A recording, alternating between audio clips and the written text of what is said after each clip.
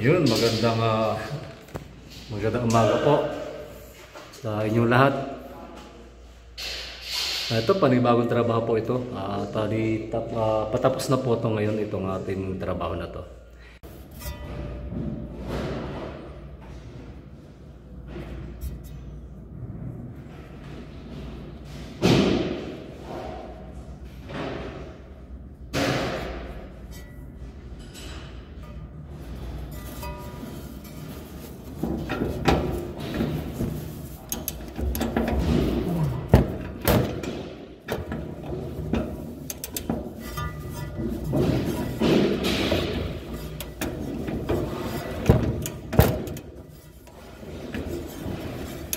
Ayan, hirap tanggalin ito.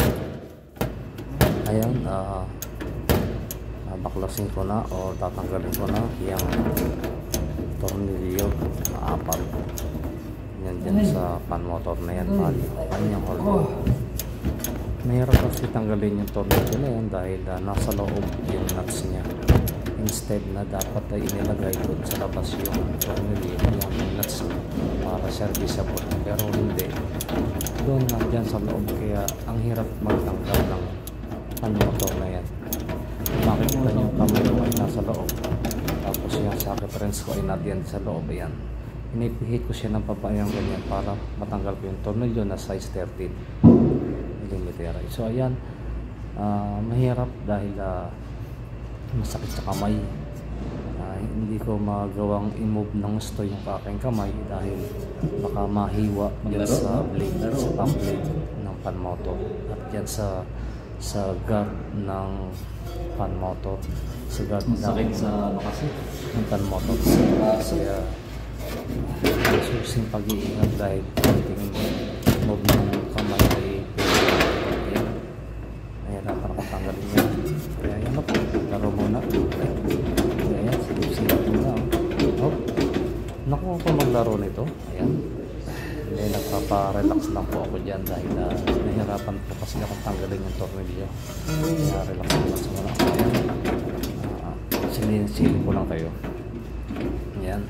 Tanggalin ko na ulit. Natirang tornilyo pa ulit. Ayan.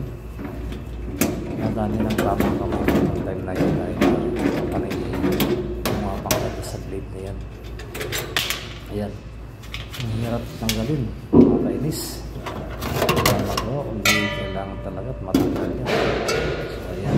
Kung makikita nyo naman ang kamay ko na dyan sa loob. At yung isa naman ay na dyan din. Kaya ayan. Ano na yung pasok sa yero. Itong mahirap po rin. Yan po kasi yero. Kaya hindi lang kasi nakapagsuot ng mahabang kamay dyan, ng manggas na kamay. Kaya hindi kami nag-expect na tatanggalin ko ngayon yung pan motor na yan. So ayan, natanggal ko na yata yan. Kakamigas ng kamay ko yung pagtanggal, nakakangalan ng kamay. Bali natapin niya kaya nung din yan. Sayang yung mahirap na tanggal yung pan motor na yan dahil ako man ay bihasa na magtanggal ng pan motor, pero dyan ay parang susuko ako dyan sa bukod sa maganit yung tornilyo tanggalin, masakit sa kamay, sa braso, makakagawa pa, magilid niya, nakakangalay dahil sa position niya ng pan motor ng mga tornilyo. Ayan, sinisilip ko yan kung saan ko dadalihin yung tornilyo na yan. No choice talaga, kaya pakahirap tanggalin talaga yung pan motor na yan. Lalo na kung magpapalit na connection, gagawin yung supply babaguhin. Kaya ayan, yung hawak ko na yan ay socket wrench na size 13 ang millimeter yan, size 13 milli, size 13. Ayan. Kailangan talaga ng extension dahil extension sa reference ay hindi sa tornilyo niya, nakaipit siya doon sa gilid. Makikita nyo ikes yun ang kamay sa pagtanggalan ng pan motor. Ay ako nasa taas, nakapapong lang ako, nakaupo sa hagdan. Ang size po, ang height po ng holder line ay 3 meter and 50 cm.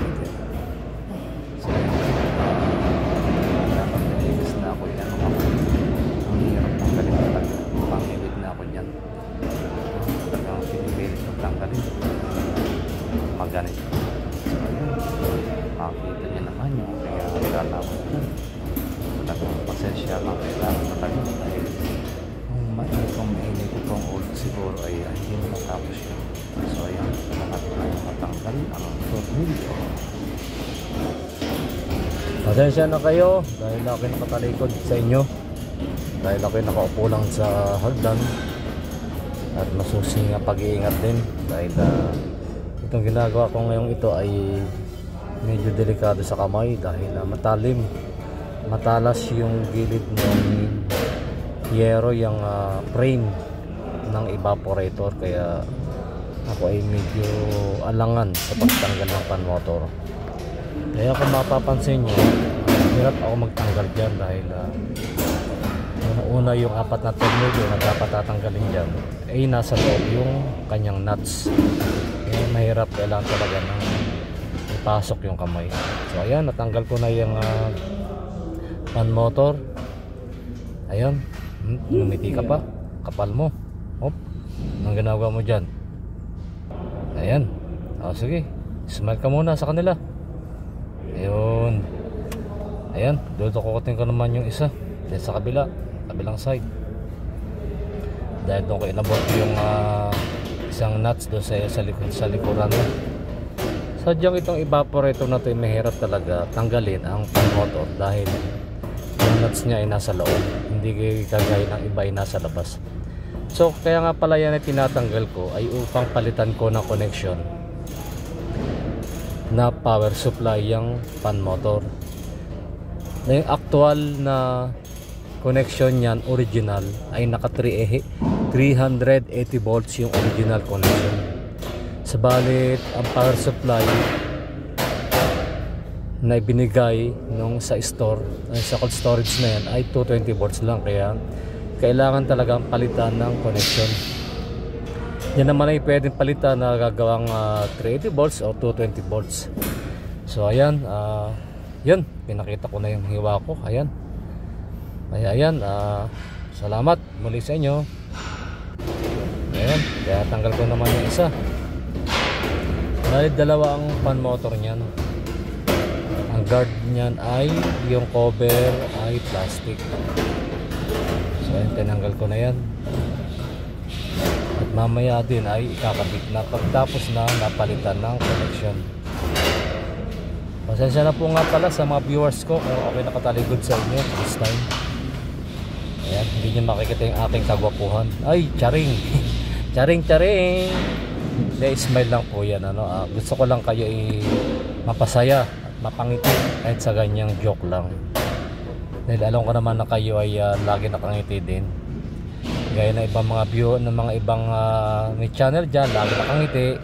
Shout out sa inyong lahat, sa mga vloggers, sa mga may channel na laging nakangiti at nakatawa. Ito po yung terminal connection nitong terminal box nitong pan motor. Ito, ibubuksan natin. Binubuksan ko na itong terminal box nitong evaporator pan. Ito pong gamit ko na to ay Allen key na 8. Ayan, para makita nyo rin yung loob.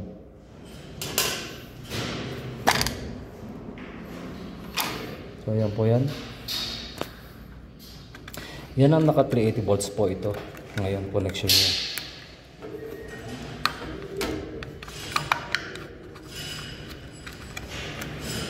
Sakit sa kamay. Yan, trabaho. Yan po naka 380 volts siya ngayon ito. Yan ang connection niya. Ayan. Ngayon papalitan natin ito ng, gagawin ko itong 220 volts supply, power supply. Dahil itong store na to ay 220 volts daw ang supply nito, o 230 volts. Ayan. Titignan nyo na. Yan ang kulay niya. Bale, ito yung connection niya. Narito. Ayan. Hindi niyo pa kita. Ayan. Alin ang pipiliin natin dyan ang connection? Nasama dyan ang ating pipiliin. Hindi po yung Y ang ating pipiliin. Yan yung may touch lock. Yun ang ating pipiliin. Ayan. May touch lock na yan. natin pipiliin. So ayan, tanggalin natin ito ngayon, itong mga wire ito. Ito po ipinupus, itong type ito, wala po itong tornilyo para ito po ipinupus ito. Pagtanggal nito ay ipinupus lang.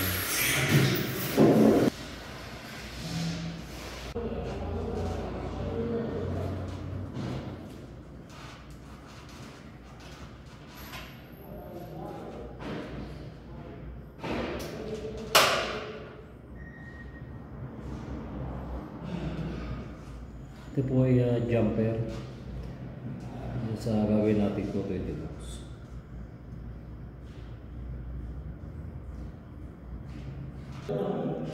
Yun bale ang connection natin ay nasa W1, ito W1 at B1, yan B1, and then U1.